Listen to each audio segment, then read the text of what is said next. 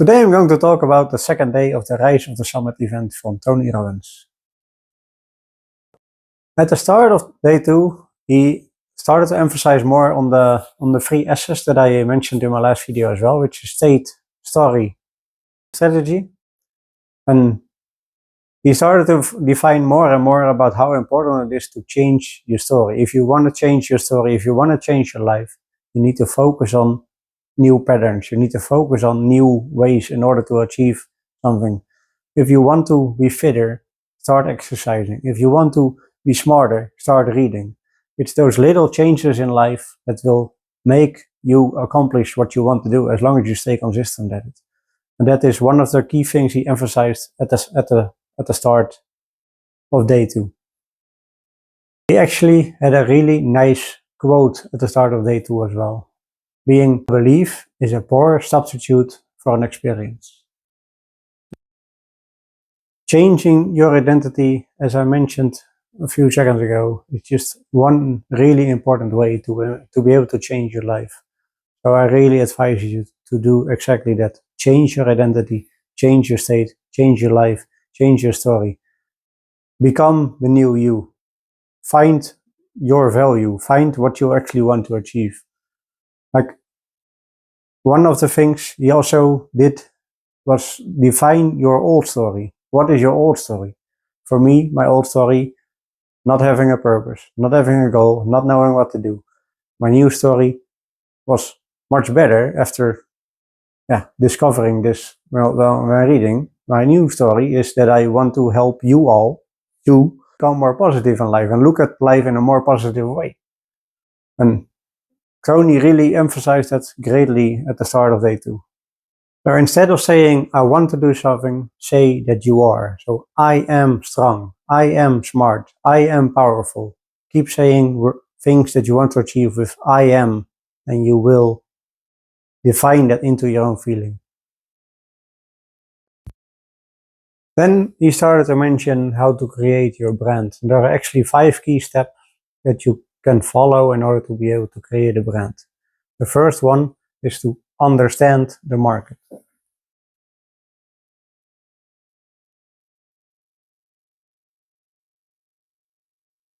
By understanding who you're up against, you have a great advantage. Look at some strong brands like Google, like Coca-Cola. They really understand their market. It's going to be really hard to fight against them because they have already built such a strong brand. The second one is to identify and articulate.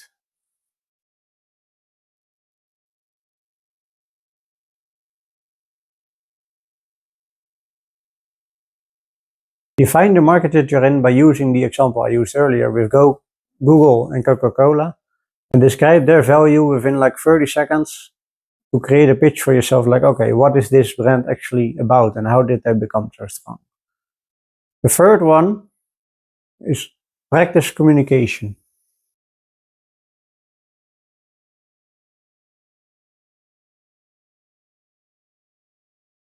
To be able to build a strong brand, you have to practice in your communication. You need to make sure you keep on saying the same thing over and over. But if you change the way you feel about your brand and change the way you think about your brand, you will not be having a strong brand. People will start to question what you are actually doing. So make sure that whatever you're advising to the world, stick to it and stick to building the brand the same way you want to be.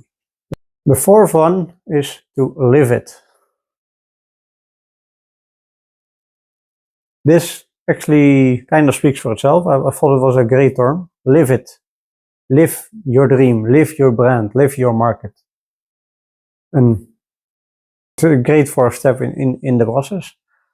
And the last one, which is going to be the most important one in order to attract your customers, is you have to market your brand.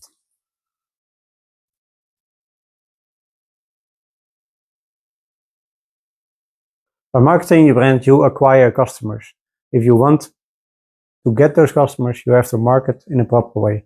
If you cannot find customers, then your offer is most likely not good enough yet. So keep working on that marketing and you will find the people that are interested in your product.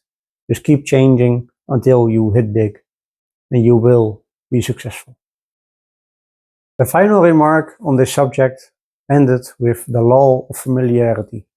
Eventually, when building your brand, you're building your product, you will take things for granted because you keep on doing the same thing.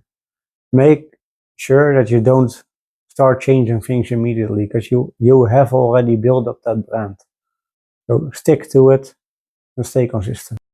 If you build expectations about new things, you can, well, maybe you can bring improvements to whatever product you're having by showing it in that market, but make sure you still keep the brand that you have and don't change it too much.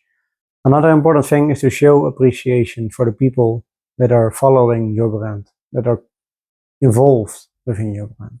You don't have to worry about communication because people will communicate about whichever change you have in your brand. If you build a new product, people will communicate on how they feel about it. If you change something, they will communicate how they feel about it. Listen to what your people say because they are your followers. They are the people that matter. The end of day 2 was a good part about the relationships between humans or partners. We defined a technique called the SEW. The first one is the S, which stands for sensations. When you describe what you're feeling towards your partner, whenever something is happening, define what is happening to you. Like, my body is shaking when you say those certain words, or I get a weird feeling in my stomach when you do the same thing. Just describe the sensations that you're having. The second one is about the emotions. Describe the emotions that you're having. This can be, are you happy? Do you feel joy? Do you feel glad? Do you feel excited? Do you feel surprised? Or do you feel sad? Do you feel angry? Do you feel scared? All of those are emotions. There are positive ones and there are negative ones. Everything that happens has positive emotions, has negative emotions. Just describe them to your partner or whoever you are having an argument with. The third one is a W for want.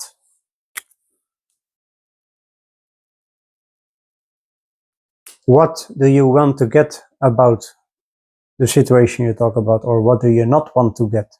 After describing your sensations and your emotions, describe what you want to accomplish in the talk you're having. Like, when someone is angry at you and you get a weird feeling in your body, what do you actually want to accomplish with the talk? What do you want to improve upon? Or do you want to adjust next time when you're talking to someone? Within this, there are two sorts of elements. There is the feminine part. Feminine usually responds more with praise, and there's the masculine part. Masculine part wants to solve problems. There are two different roles that you have in a conversation. Keep an eye on what the other one is and the way they normally behave, because you will want to know the way they think. So, do they solve problems or do they want praise?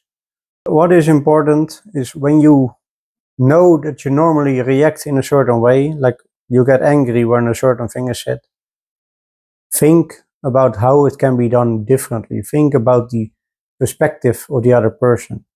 Maybe the thing he or she said was not meant like that at all. So think it through first before you respond. This will prevent a lot of fights within the entire world. So think about what the other one says. A human being has 6 needs, which I'm going to define for you now. First one is certainty.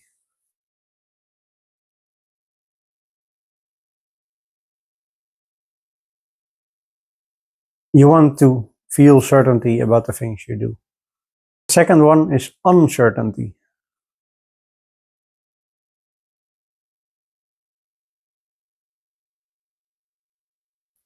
Which is the opposite of certainty. You want to be sure about what is happening, about But a human being wants to be certain about what is happening, and it does not want uncertainty about what is happening, because it will begin to create doubt. The third one is a feeling of significance.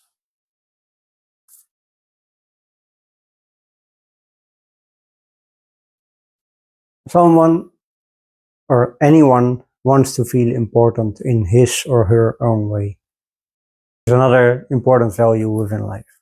The fourth one is the connection and love. People want to feel loved. They don't want to be alone.